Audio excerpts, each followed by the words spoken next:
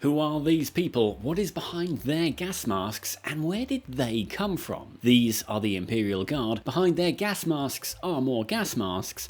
And as for where they came from, you're about to find out. Do you want to be in the Guard? Well, it's time to sit down and pour yourself a stiff drink because I've got some secrets I want to share with you. The Imperial Guard have become as ubiquitous to 40k as the man down the road on every street who puts his rubbish out on the wrong day, every single week. I know he's received a bin collection schedule because the council sent one to everyone last month. And no, the expanded polystyrene doesn't go in the bags for plastic. That's why they never take it, and it gets caught by the wind. If you took the time to check on the council's website, you would know that, number 25. The Imperial Guard, now called the Astra Militarum, have one of the largest model ranges in Warhammer 40,000. There are models from over a dozen different regiments and over 100 different vehicles that have been in production at one time or another in their long history. In addition to that, they have been involved in some absolutely classic battle reports over their nearly 40 years of life. And today, we are going to go through as much as I can before my mind gives out. By the time I'm finished, you will know your Demolisher from your Conqueror, your Banehammer from your Stormsword,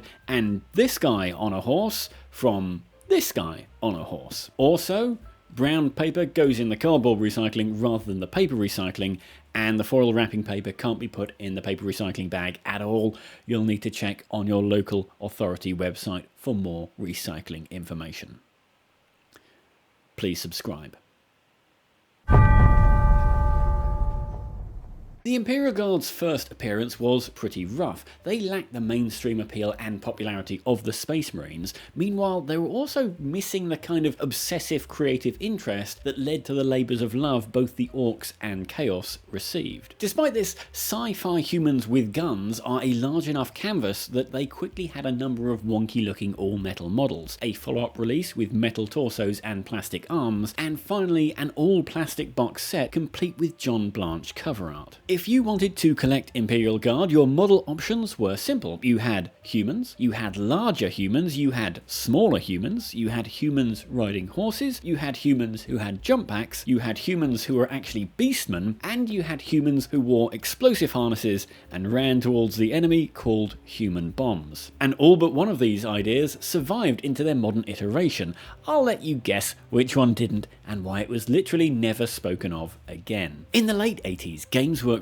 didn't have access to the kind of money and resources that they would do just a few years later. So occasionally you would get instances where models that had been previously cast up for use in other game systems just kind of got shoved in. The Ogryns, for instance. The Ogryn miniatures looked suspiciously like ogres, and that was because they were ogres from Warhammer Fantasy, although no doubt made to sell to players of D&D who were looking for miniatures for use in their games. In the background, they were supposed to come from feral and medieval homeworlds, and on release, only one of them actually looked like they were at home in the 41st millennium. The Imperial Guard also got a named commander, although probably not the one you're thinking of. Leman Russ was at this time a highly respected commander of the Imperial Army, but this being 1987, the question of what the Imperial Army was only alluded to in a few sentences in the original Rogue Trader rulebook, and he wouldn't remain in that role for very long. Talking about Leman Russ, there was something suspiciously lacking from the Imperial Guard's product line,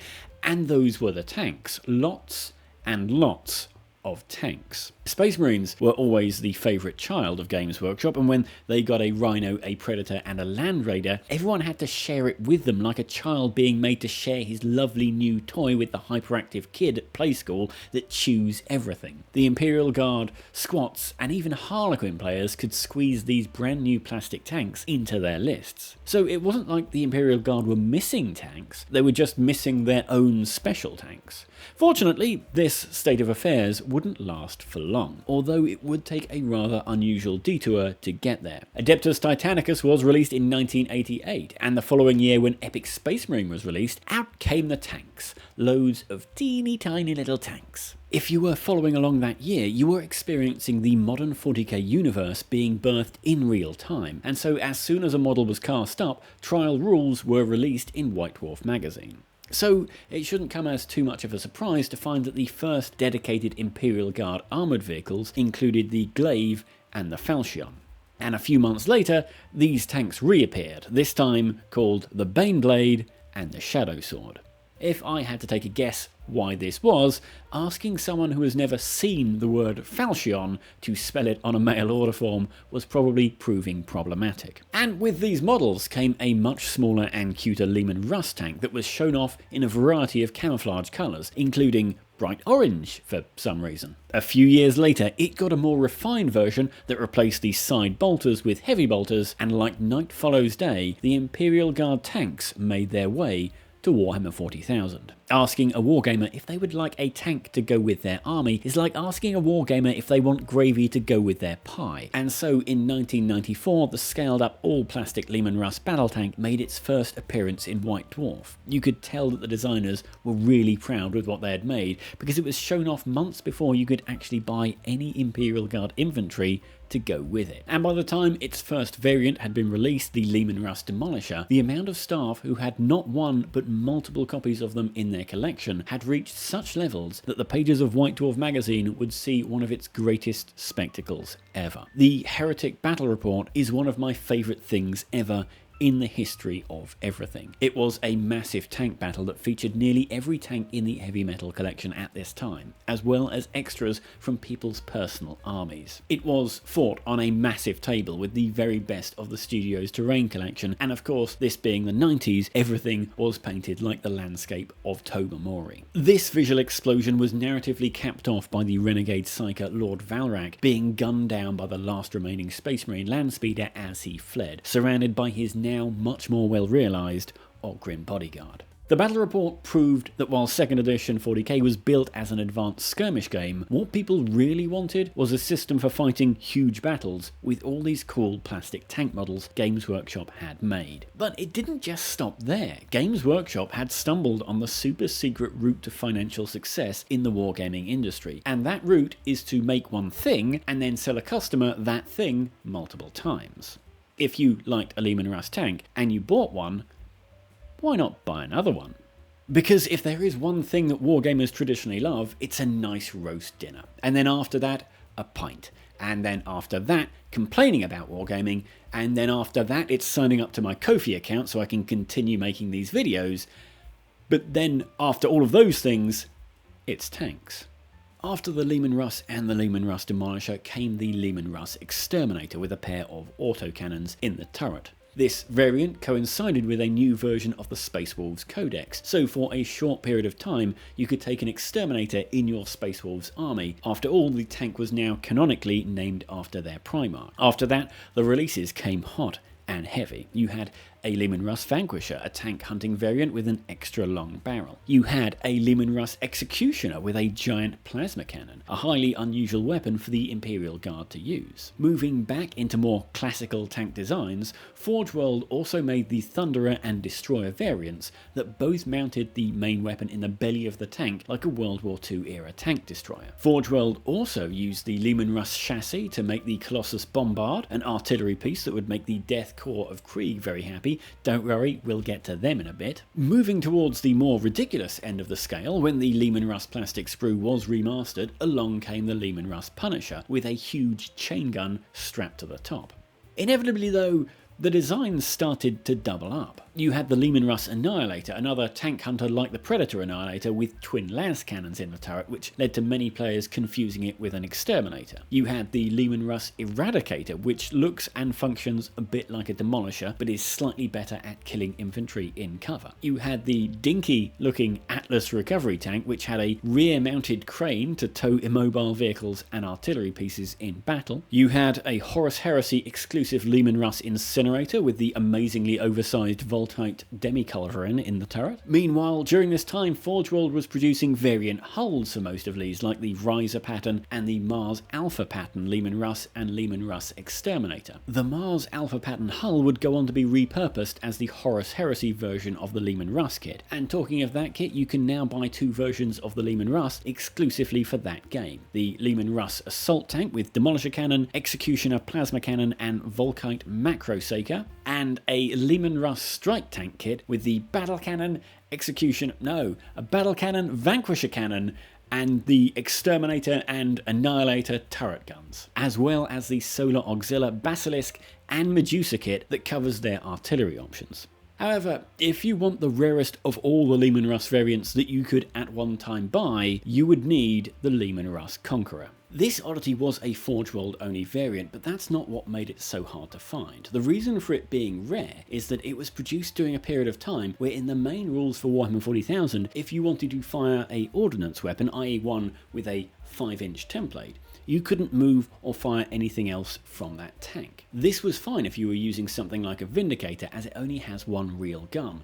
However, Leman Russ tanks were hit pretty hard by this rule, as they were bristling with weapons in addition to their main battle cannon. Step in the Forge World exclusive Leman Russ Conqueror, which had a lighter gun and could therefore move and fire everything along with its coaxial Stormbolter. Unfortunately, it was never particularly good. Most players instead opted for a regular Leman Russ, and as the Sponson weapons were optional and either expensive in the case of the plasma cannon or pretty weak in the case of the heavy bolters, they just left them off. To add insult to injury, once the ordnance rule was removed, it just became a less good Leman Russ tank that looked very similar to a number of other variants and quietly fell out of popularity. Although, like all rare out of production things, if you actually own one of these now, you are sitting on a nice chunk of change if you ever decide to sell it on eBay. But Imperial Guard armies can't run on tanks alone. You need some sort of soluble fibre in your diet to aid in digestion, because try as you might, you will struggle to do anything with just tanks. You need some humans to go with your metal boxes of death. In 1994, the question became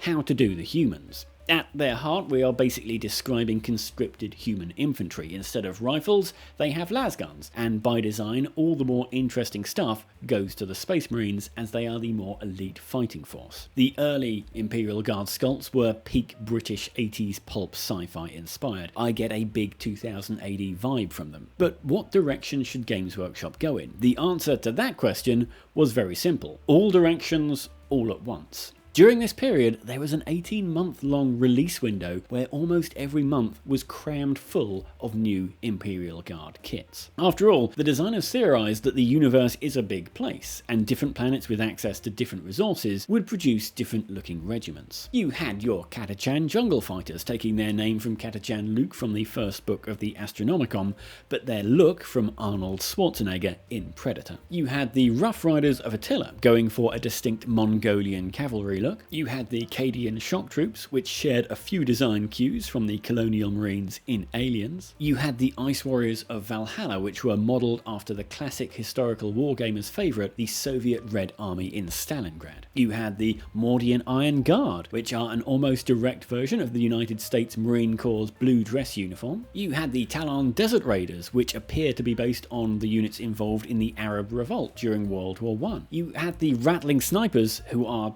basically just hobbits with sniper rifles. Commissar Yarrick, the saviour of Armageddon, was joined by some new faces like Nork Dedog, an Ogryn bodyguard, Captain Al-Rahem of Talon, and Captain Chenkov of Valhalla. These were all followed by a wave of plastic or plastic and metal tanks like the Chimera, the Demolisher, the now long forgotten Griffin, the Hellhound, the Basilisk, and finally their only plastic infantry kit from this time, the Imperial Stormtroopers, who very quickly found themselves renamed for obvious reasons. And while many people just bought a single squad of each of these units in their armies, Games Workshop discovered that if you make loads of different looking metal Imperial Guard miniatures, someone somewhere will attempt to buy hundreds of them to make a single unified looking force. And there was no one more capable of doing exactly that kind of thing than the employees at Games Workshop. For Games Day 1997, they cast up a variant of the Mordian Iron Guard with pith helmets and set about making a massive diorama called the Massacre at Big Tooth River. Loosely based on the Battle of Isla-Oana, it featured a scratch-built Orc Gargant and an Imperial Guard Baneblade. The limited edition box set of Praetorian Imperial Guard is one of the holy grails of miniature collecting, a shrink-wrapped version of which recently sold for nearly $1,000. The follow-up battle, named Orc's Drift, featured in White Dwarf and again became an iconic battle report of this era as the men of Praetoria and some assorted hangers-on attempted to fight off waves of attack by a huge Orc army. This battle report marked a change. Not only was it one of the last to use the more skirmish-designed rules of 2nd edition Warhammer 40,000, but it also seemed to mark the end of people collecting armies like patchwork quilts. Adrian Wood's Orcs looked like a unified force, a far cry from just taking one of each unit and sticking them all into one army, which was the theme just a few years earlier. This is when the vision of what the Imperial Guard looked like slowly started to change again. Metal was on its way out, and plastic was on its way in. Now, taking a slight detour for a minute, you know there was a quality gap in the mid-90s when computer games transitioned from 2D to 3D and we went from visually interesting platformers like Sonic and Super Mario to early 3D games like MechWarrior 2, and the graphics just couldn't keep up? The same thing happened as Games Workshop transitioned from metal infantry models to multi-part infantry kits. One of the first kits to make this jump were the Cadian jungle fighters, and they were a hard pill to swallow. On one side, they were all plastic, so you no longer needed incredible arm strength to carry 2,000 points of metal Imperial Guard in a toolbox for an hour just to try and find an opponent. On the other side, the disconnected arms, legs and torsos were a massive downgrade from the metal sculpts. This ancient kit is still on sale on the Warhammer web store. I assume posing them so the worst model is right at the front is some kind of in-joke by the photography team. If so, well played. The absolute kick in the teeth here is that Games Workshop would still occasionally produce all-metal Imperial Guard armies. Codex Armageddon brought with it the pretty cool looking Steel Legion models, the army fighting the orcs on the planet Armageddon. But by this time, Workshop had run into problems. The boom time of the 90s had slowed down. The product catalogues were massive and they were selling over half a dozen different regiments of Imperial Guard in the stores, all of which needed 6 different sets of special weapons, heavy weapons and characters to go with them. So it was time for a pivot. Rather than a bunch of different regiments, the vision of the Imperial Guard that you would get if you walked into a store would become based around one regiment, the Cadians. In 2003, Games Workshop had another go at creating an all-plastic Imperial Guard regiment, and this time they picked the Cadians. If you walked into a Games Workshop store at this time and the idea of conscripted humans in space floated your battle barge, this would be the army that you would be sold. Outside of a few references in the codexes, the Imperial Guard would now be represented in miniature form by the Cadian shock troops. Gradually, they turned into an all-plastic army. The tanks and armoured vehicles would all be crewed by Cadians. They would get plastic heavy weapons teams. The stormtroopers would be replaced by the elite Cadian Kazakin. The old metal regiments would slowly vanish, and the background of Cadia and its destruction would become a major piece of the Warhammer 40,000 lore. Now, it wasn't all Cadians all the way. Forge World, the resin-only offshoot of Games Workshop, just couldn't stop producing Imperial Guard models and eventually came up with 2 entire regiments of its own, the first of which, the Elysian Drop Troops, harkened back to the Rogue Trader designs of Imperial Guard with jump packs. Presumably, those jump packs helped them to shoot themselves right into the mouths of the Tyranids in the Amphelon project, as aside from their Tauros Venatars, which have turned up in the hands of the Palatine Enforcers in Necromunda, the Elysians seem to vanish pretty quickly, presumably due to the Tempestus Aquilons turning up for Kill Team. In an unexpected turn of events, in 2006 the Imperial Guard also received yet another regiment, the Vostrian Firstborn, which turned out to be the Astra Minotaurum's very last all-metal 40k army and one of the last all-metal releases full stop. But as the saying goes, if you throw enough designs of Imperial Guard up against a wall, one of them will stick. And Forge World got one to stick so hard, you'd need a shovel to get it off. It feels like I've been talking about regiments for the last half hour, and that probably means that I'm going to have to adjust the pacing of this script. But believe it or not, we aren't finished yet, because in order to explain the final 2 regiments and the current form of the Imperial Guard, we need to take a slight detour. A detour into the world of business. Games Workshop, believe it or not, is in the habit of selling products to people. I know. However, not all products are created equal, and even the biggest companies in the world can't just throw money at advertising and force a product down people's throats. If they could, we'd all be drinking New Coke, wearing Google Glass, and texting people on our Amazon phones. They all need some kind of sales pitch, and those pitches need to be short, direct, and to the point, preferably as short as possible. Ideally, skip the sales pitch altogether and have the product something that you can understand just by looking at it. And with that important context, I'm going to explain the final 2 Imperial Guard regiments, and in doing so speculate as to why one of these has never been pushed outside of a few small limited releases. The first are the Tanith First and Only, but according to Google Trends, you probably know them as the Imperial Guard Regiment in Gaunt's Ghost, a book series that has been going going for over 20 years. They have had a couple of limited edition releases over the years, but nothing too sustained. And while I will never know for sure, I suspect the reason for this is that the idea of the Tanner First and Only is seen as simply too complicated for mass adoption. 16 novels about a highly skilled yet underappreciated light infantry regiment of the Imperial Guard, inspired by the Sharp series of books written by Bernard Cornwell, is simply too complex a concept for a generation of people weaned on bottles of Prime and Feastables to grog. What is the Imperial Guard? Is this a unit or an army? What is Sharp and why is it spelled with an E? Do I actually need to read all these books to understand what I'm buying here? Are the Napoleonic Wars just another name for World War I? I don't have time for that. Mr. Beast has just dropped a video where 1 million people need to build a hot air balloon in 5 minutes before a volcano erupts. No, wait, I'd say. Listen, so there's this guy called Ibram Gaunt, and he's a commissar, but he's totally different from other commissars because he wants to get the most out of people and inspire them to bravery rather than just executing someone who's running away. And there's this thing called the Sabbath Worlds Crusade, not based on the band, not that you'd remember that anyway, and they're fighting for the right of settlement, which gives them the settlement rights to the first planet they win because their original home planet got destroyed. And where are you going? Oh, you don't need to worry about those guys in the gas masks. They're the Death Korps. All they have is shovels and they love artillery. Oh, you want to buy an army of them, do you? Okay, then.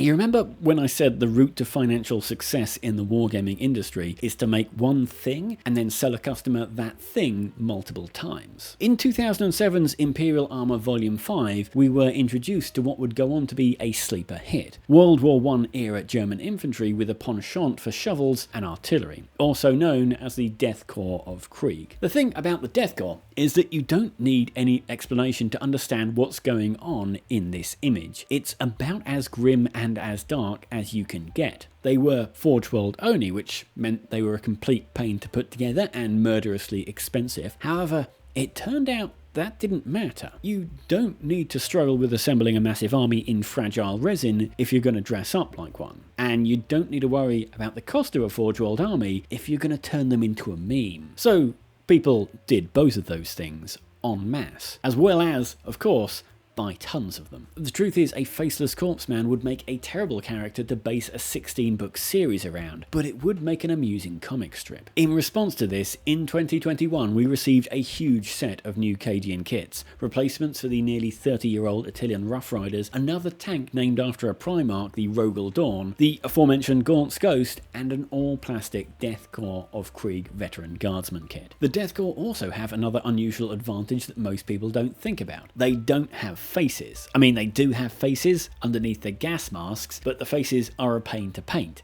and perhaps even more importantly, a pain to animate. For instance, if you happen to own an animation studio, as Games Workshop now does. We have already seen multiple pieces of official media featuring them, and if I had to take a guess, they will be featured heavily as supporting players in the company's plans for the future. And anyone who is inspired by them can now get some Death Riders if you really needed to stab your enemies faster, some combat engineers if you fancied bludgeoning your enemies with trench grenades rather than bayoneting them, a command squad to round out your army, and of course tons of new heavy weapons and artillery pieces. As well as Varnon Dreer, a Lord Marshal of the Death Korps who takes his place next to Ursula Creed of Cadian as their named character. The future for them seems bright. Luckily, they are all wearing tinted glasses. As with most of these videos, I can only really scratch the surface of the Imperial Guard. We still haven't talked about all 10 Baneblade variants. The Banehammer's turret is mounted slightly forward from the Storm Swords, by the way. We haven't talked about oddities like the Talon Mukalal Cavalry or their Lord Commander Solar Arcadian Leonidas. But the sun is going down and I really need to clean out my trench latrine.